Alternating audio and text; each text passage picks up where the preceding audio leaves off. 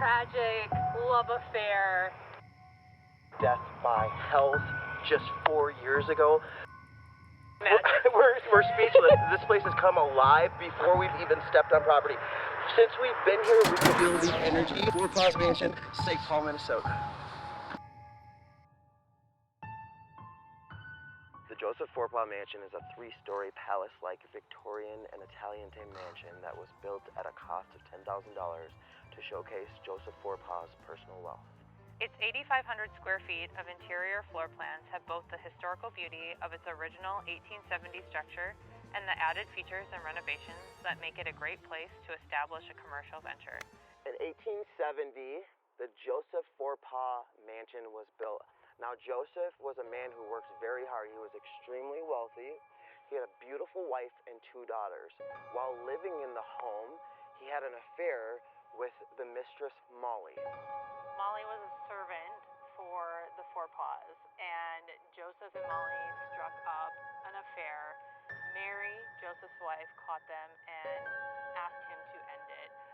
Molly, tragic over the loss of her lover, hung herself in the 3rd floor. Now, legend tells us that Molly was also pregnant, which was devastating, and Joseph knew this. Because Joseph lost Molly, he fell into a deep, deep, deep depression. They moved to Europe. They come back to Minnesota specifically. When they came back to Minnesota, Joseph was still suffering from depression. He came down, legend says he came down from his house to Irving Park, where we're at right now, and shot and killed himself.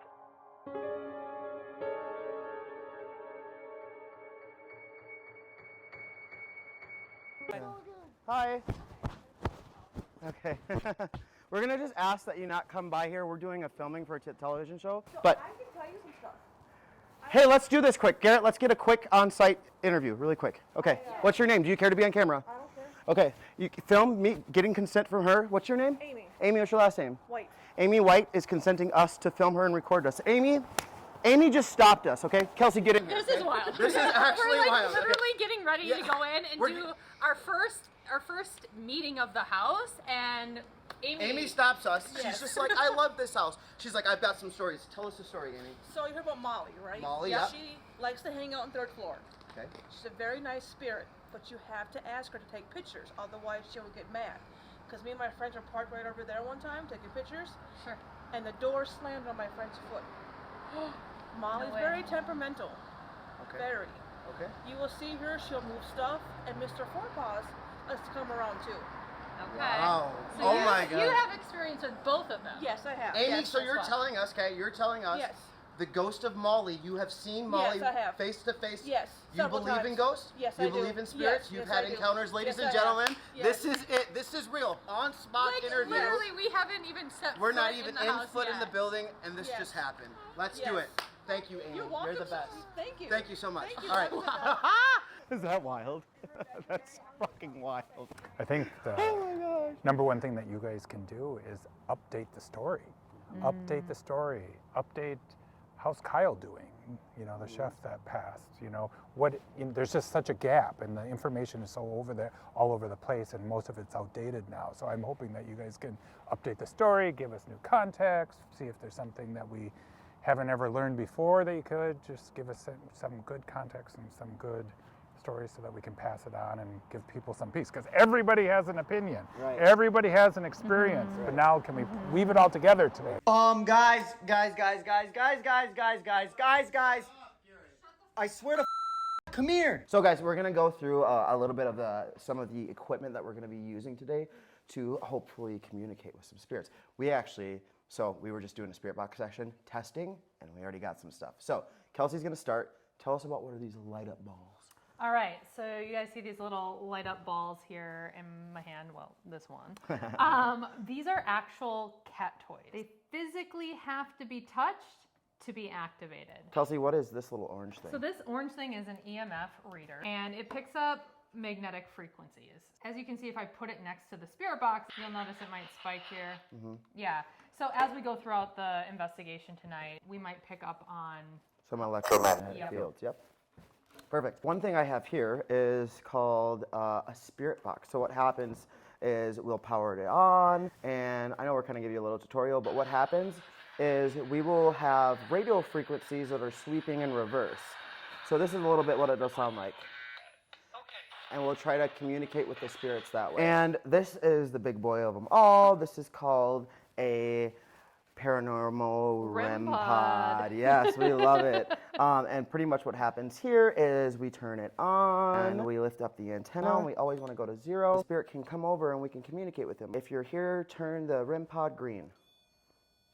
There we go. And so they have to be around, about 2 inches from it to make it light up. If the temp changes around this device, it will let us know as well. We're here. It's happening. It's investigation time. So ready. It's dark outside. So ready.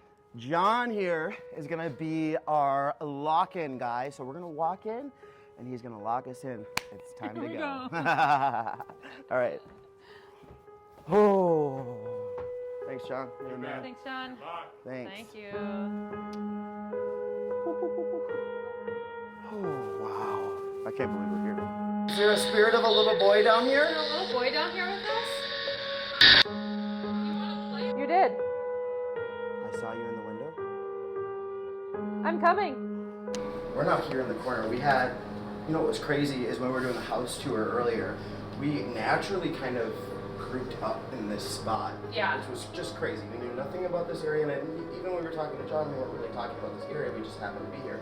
That's when Garrett got feeling okay, and then we come here with Matthew, and what's crazy is Matthew says to us, this was the one spot in the house I did not want you guys to go, and it so happened that we came here. And it's crazy because I didn't know that the commercial kitchen was all downstairs. Like, I had no idea what the basement was like, the layout, anything. And the fact that he mentioned this was the one spot in the entire kitchen that he didn't want. He wanted to have the interview down here, in the kitchen. Yes, he thought that was proper because he's a chef, but he didn't want it to be in this area. But this we area. so happened to decide to pick this area. It's just hard for me to sit, but otherwise I'm good. I get, horrible ADD with chefs. No, but I'm good. Okay. I'm good. This is a really good Even though corner. you stand You guys picked the right corner of the kitchen. Something about it just felt like this. We are here with Matthew Quest, who is the executive chef here at the Forepaughs Mansion. Matthew, how long have you been working here? Well, I worked here up until 2019 when we closed the restaurant. Okay. So I was here for a good 2-3 years. When Bruce Taher first bought the house, it needed a lot of construction. And at the beginning, there's demolition process, right? Mm-hmm. And that kind of looks like this, right? You're bringing everything down to the studs and the bare bones. And that's what Bruce brought this house down to. And at the time, my partner and I came here on a school night at about dusk to get a tour of the house. And she believed in paranormal activity, and she brought a video camera with her. And this is back in the day of a VHS camcorder she's carrying like this. Okay. And so I basically did what you guys did earlier, and I took her to a tour of the house. And we stopped and talked about every room and every nook and cranny, and she said the same things over and over. Beautiful, breathtaking, stunning. She just said the same things probably 50 times. Yeah. And at some point the sun started going down, that first floor bar, there's water dripping, there's electrical sounds, it's getting kind of dark, and it just felt creepy, like it was time to go. So we left the house. On the way home, she said, I can't wait to watch this video. And I'm like, well, we didn't see anything, we didn't hear anything, I don't think there's anything there. And we got home and she put this VHS tape in the VCR, and within minutes she's saying stunning, beautiful, gorgeous, breathtaking, and then clearly you could hear a little boy following our tour, and he's saying stunning, beautiful, gorgeous. He just said everything that she said, plain as day. So he's repeating after her. But he sounded really upbeat and positive and like a happy little boy. And I know that I'm coming to work here. I'm going to be here 12, 15 hours a day, 6 days a week. And I'm going to be in this.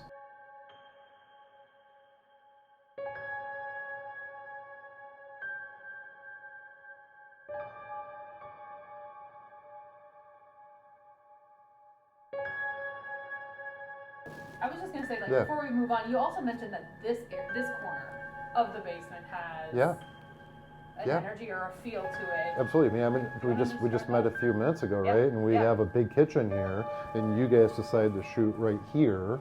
And it's weird to see these walls exposed and this wall missing, because there was a wall here, and there's a water source here as well, and a small sink. And we had a guy here named Shane, and he was our butcher. And he would break down whole animals in this corner. And Shane didn't really want to be talked to or messed with. Shane would come in, leave me alone, I'm going to go to my corner, and I'm going to break down animals. And when you're a butcher anyways, it's kind of an interesting trade, right? Because you're just dealing with raw meat and the way that animals are built. And that's exactly right. And to be a butcher and to love doing that, you're a different breed. But Shane worked back here, and he also would fast 30 days a year. And so he was a real bear to be around during those 30 days. What time of year was that? Like, do you remember like what time of year When he would fast? I don't remember that, but he would fast every year for 30 days and literally no food, no drink. Nothing. Wow. Nothing. And by day 20, that's right. And by day 20, he was really difficult to be around. I could imagine. But so we didn't really want to talk to Shane, and this corner was eerie as could be. With this sink, there was always just like little water sounds, and the air just felt different back here, kind of like it did at Molly's home. Yeah, right. It's just a different corner. Are there any spirits down here with us?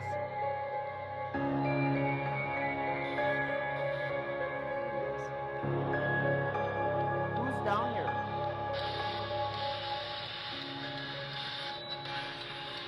Me. Mike! Mike! Oh my gosh! Oh my gosh, dude! I feel it. I'm electric right now. Mike? It's moving. You have to physically touch that ball in order for it to move. Is this Mike? Mike, did you work here? Mm-hmm. Maybe. Mike, what is your relationship to the house? Do you want to talk about the house?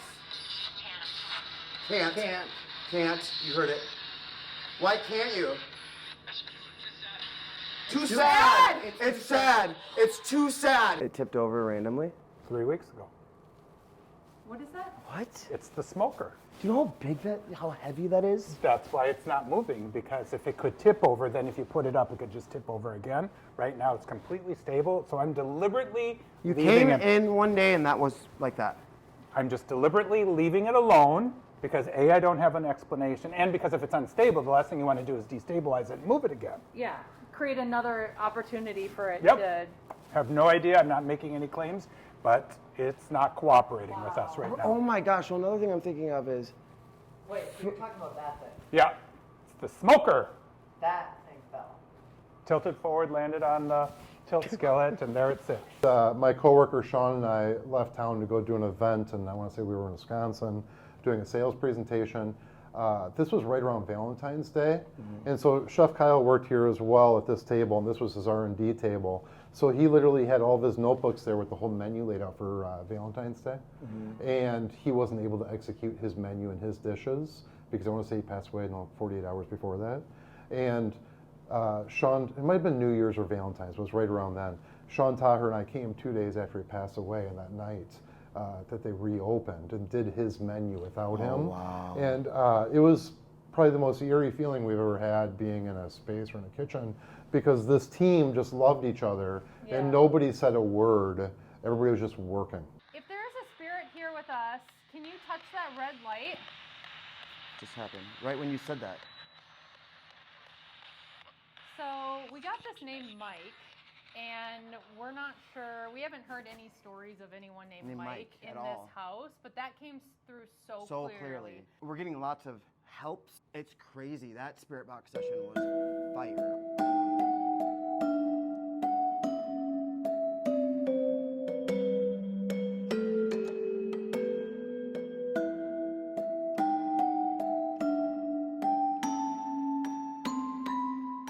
So I'm going to set the REM pod here on this chair, because I think, or in this, maybe.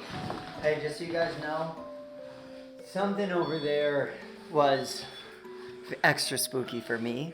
I don't know much about this stuff, but I just got a feeling over Earlier? there. Just right now? Just now when we came up. That's that's that kitchenette. Oh, yeah. We're on According to others, according to a medium that came in. A medium. Medium. Identifies as a medium, identifies as having a relationship with folks who are not physically here. Right. And very serious about it, so I'm very serious. She counted 5 spirits in the second floor, and this is the service area or the bus station when it was operating as a restaurant. Okay. And she could literally count, and she counted up to 5. And that's new information for me, but she was very short of giving names and ages. She felt like she could really identify a group of people. Why they're in the service area, she didn't offer any information. What relationship to the house, she didn't offer any information. But she's been here more than once and she's repeated the same information. The medium picked up on 5 spirits in that kitchenette? Yeah. All right, well, I'm gonna set this here. Here, Kelsey, I'm gonna get you in the shot. Hold on. Zero this bad boy out. All right. Possibly picked up on some activity in here earlier today. I know, Joseph, you've been rumored to hang out in That was me. the dining room here. If Joseph is here with us tonight, can you Alright. touch one of our devices? Yeah. Why are they still going? No, they got moved more. Definitely. I was over here and all of a sudden it went ting ting again. Like something followed you? Like it just, Certainly, yeah, dude. Because it was, I walked past and I was over here and then all of a sudden it just went ting ting. And it just kept going. Yeah, and I look at my fucking hair. That's wild. It's still going. Get that, Garrett. Get the light on that. Joseph. You just stopped that one and it's still moving. Get I know, that, but Garrett. Is it, I can't. shaking from like us. Like. Oh my gosh. Joseph, if you're here with us tonight, maybe you're walking through the halls. Right here? All right, but yeah, my name's Brandon. I worked at Forepaughs for about, I'd say give or take six-ish months. Worked alongside Kyle.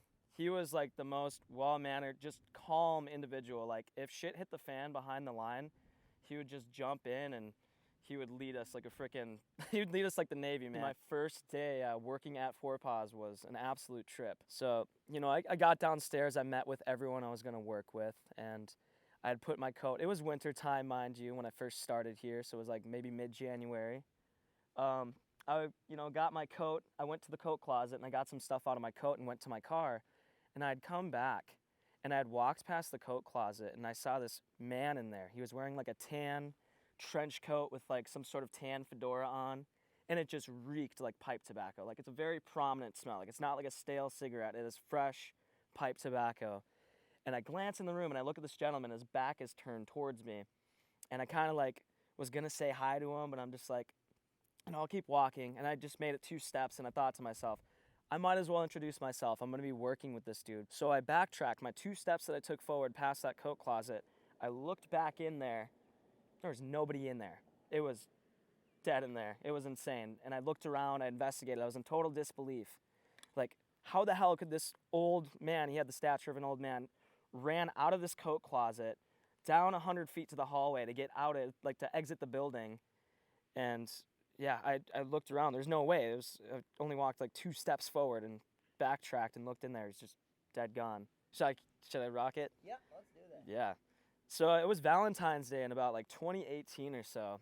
Or actually, sorry, I should say it was a couple days before Valentine's Day, so I was prepping desserts. I had the assignment of doing angel food cakes, little individual angel food cakes in these little, tiny molds that kind of looked like a half dome or whatever. Me and Kyle were chit-chatting downstairs, and it was just us 2 left.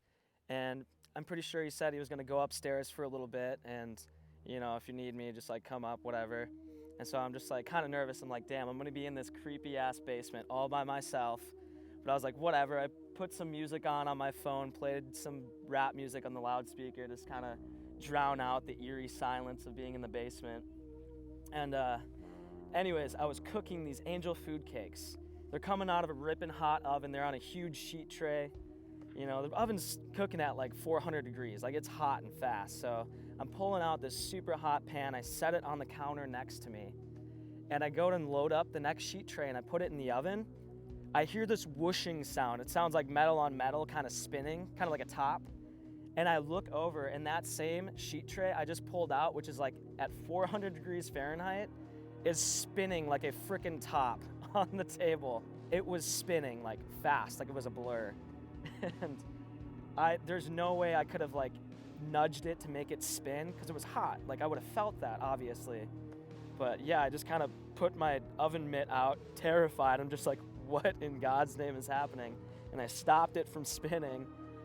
I just kept going about making the angel food cakes. But after that, I kind of ran upstairs after I put the tray in and told Kyle what had happened. And he's just like, there's no fucking way. It was a weird one. Love it.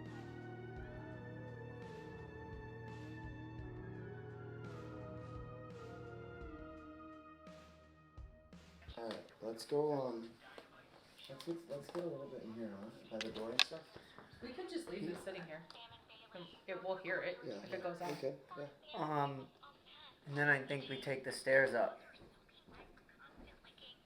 Those stairs. The back stairs? Yeah. Okay.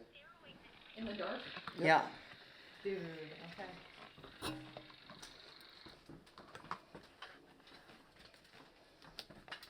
We're just gonna leave this here. If you want to let us know, you can touch that.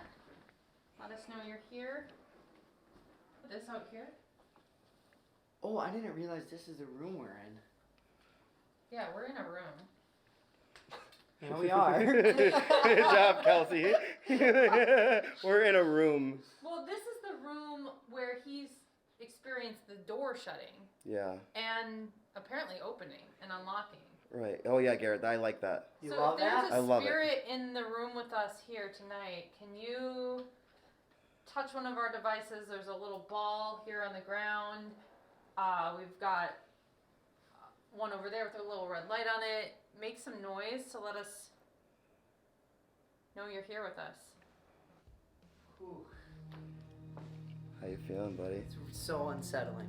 In there? In there. Should we go in there? Yeah, Should we let's do do a it. spirit box Yep. session in there? Yep. Or bring the REM pod in there with us? Spirit box. Come on, Okay. Gary.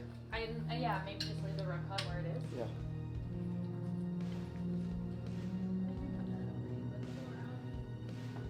Oh my gosh. Look at this. Kelsey, go over here for a second. Hey. REM pod! We need light. Give me this. REM pod. Hello? Is there someone there? Can you make that beeping stop, please?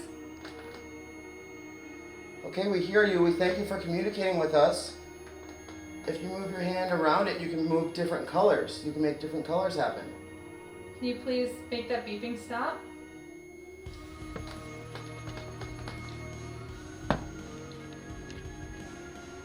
You can stop touching it. Thank you.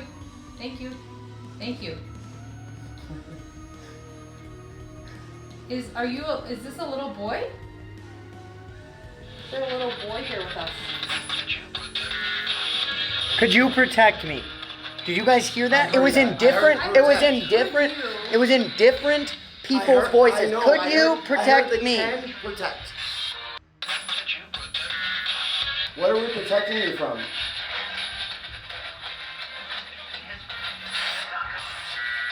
Stuck.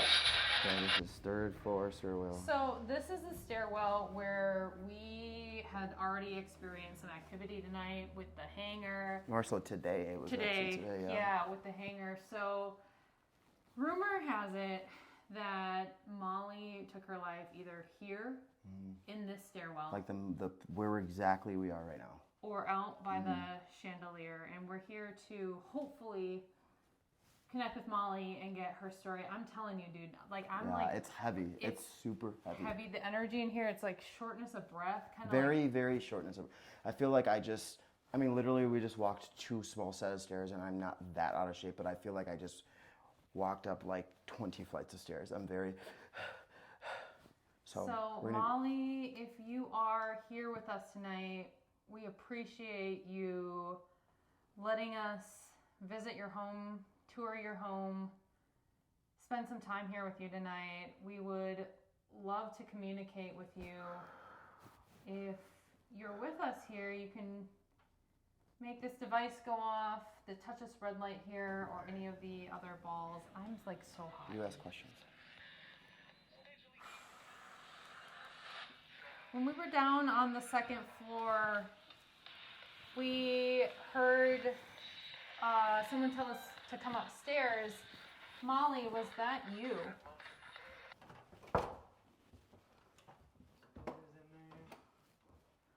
What went hot, cold, hot, cold? All right, party people. We have hit the banger for tonight. We are sitting here underneath the chandelier and sitting at the table, which is known to be the hot spot of where Molly hangs out. We just came from the stairwell, which was a really, really heavy feeling. We walked into this room and it was a massive temperature change. Now, one thing you need to remember is we are on the 3rd floor of the house, the highest floor of the house. Heat rises. Why is it so cold on this one floor?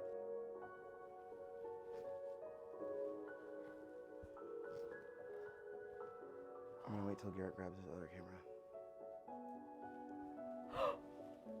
Oh my gosh. Till Garrett grabs his other camera.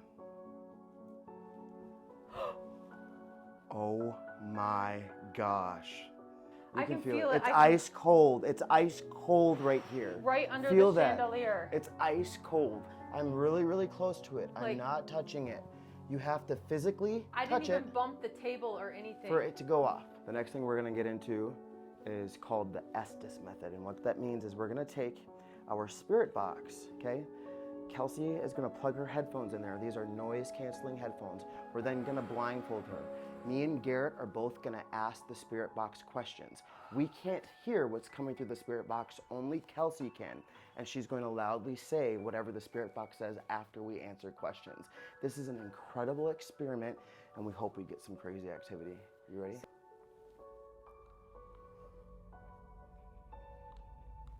Sexually.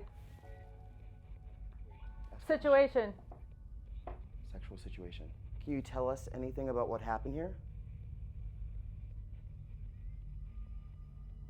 Can you I'm around. You're around. Is that you, Molly? Me. Oh. Molly, we thank you so much for communicating with us.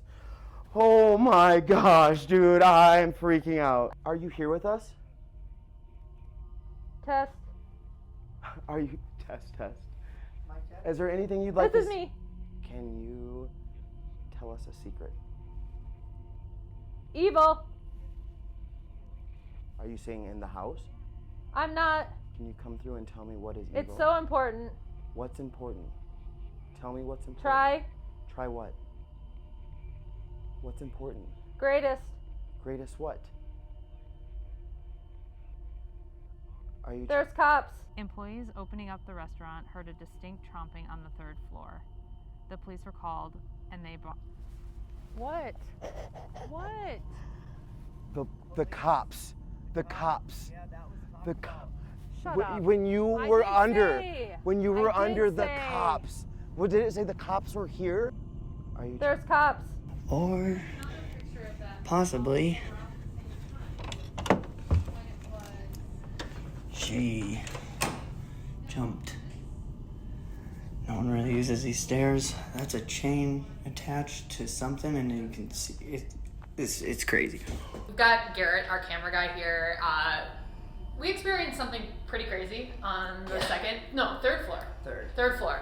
Do you want to tell us a little bit about what happened? And we caught it on film. Yeah, so I was prepared for really what I thought would be anything, but I guess I wasn't, and it was early on. We weren't mic'd, so actually the audio on the camera is super low because it was the camera audio. Yeah. But we're coming up the stairs, and I had the camera in my hand, kind of just putting stuff on film, so we know, getting footage, right? This is where we are. Well, as I turn around, there's a hanger, a coat hanger, with 3 hooks on it, and there's a hanger in the middle, on the middle hook. And for some reason, I was like, I'm taking note. It's in the middle. It's on the middle. That thing's in the middle. And I'm taking mental notes. Go on our way, and then this all of thing a is in the sudden, middle. I put that camera down, and I'm sending a Snapchat video to my girlfriend explaining, look at how beautiful this is. Here's these kind of areas, and not paying attention at all. And I go to just leave this area. I walk back into the stairwell where it was. Kind of explaining to your girlfriend, like, the alleged mystery of the place. The areas of where stuff could have happened. Right? Was it here or was it here? Because there's a lot of debate, you guys. Like, but only 10 feet from each other. It's 100%. realistically the same zone, but two completely different areas. And yeah, so I'm just turning to leave, and my eyes go past it, and then I realize this hanger is on the far right hook. Still right now thinking about it. I have goosebumps. Every single time we even slightly talk about it, because I wasn't It ready. happened in the span of 3 minutes. Yes. Less than 3 minutes. And there was no cameras rolling besides my Snapchat. Like, we were the only 3 because that's people how not ready I was. I thought I was super ready, but I guess not. Or possibly she jumped. No one really uses these stairs. That's a chain attached to something, and you can see it. It's crazy. Guys. I swear to fucking God, come here. Tell me what hook it's on. It's on the middle. I swear to God. I swear to fucking God. Look. No fucking I promise. I swear to God. I swear to God. I can't. Look at my goosebumps. Dude. Look. Oh my God. I swear to fucking God. You just said I'm taking note of it. You're like, I'm taking note of it. We came here to get some answers. We came here to get some communication, and not only did we get communication, but we got some incredible footage as well. Incredible footage. A lot of questions went unanswered. Would you say that? I would say that we're left with probably more questions than answers. Did we make contact with the spirit of Molly? Absolutely. Yes. Without a doubt. 100%. Multiple times. Did we make contact with Joseph Forepaugh? Absolutely. Yes. And we also did make contact with other spirits as well. I mean, this place was just on fire. This is a story of a tragic love affair. Yes. And there's a lot of warmth in the home. There is. Well. There was, even though we were making contact, you know, one thing as paranormal investigators, everyone thinks like, oh, it's so scary. And yes, it is, because it's the spirit world, right? Mm-hmm. But there was times where we felt so much peace, and that was absolutely incredible. And then there was times where we felt heaviness. There was times where we felt sad, and there was times where it felt very uncomfortable, right? Yeah. The energy of the home, every room has a story, and you could feel it in certain pockets of the